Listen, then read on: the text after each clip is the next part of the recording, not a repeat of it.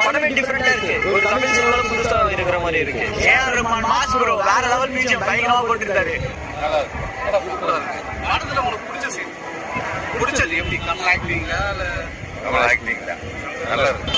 AI வச்சு பண்ணியிருக்காங்க, அதுவும் கொஞ்சம் பார்க்கறதுமே நல்லா இருக்கு. ஸோ டெஃபினட்டா மஸ்ட் வாட்சபிள். இன்னொரு வாட்டி கூட பார்க்கலாம். யாருக்கு தெரியும் போது டெஃபினெட்லி சிம்பு தான் ப்ரோ வேற லெவலு. படம் கேஜிஎஃப் லெவல்ல இருக்குது. படத்துல ஃபைட் சீன்ஸ் வேற லெவல் ப்ரோ. சிம்பு தான் அடுத்து இனிமே.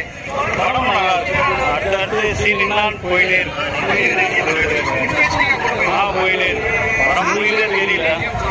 எல்லாமே நல்லா இருக்கு. எல்லாமே நல்லா நடிச்சிருக்காங்க. எல்லாருமே நல்லா கேரக்டர்.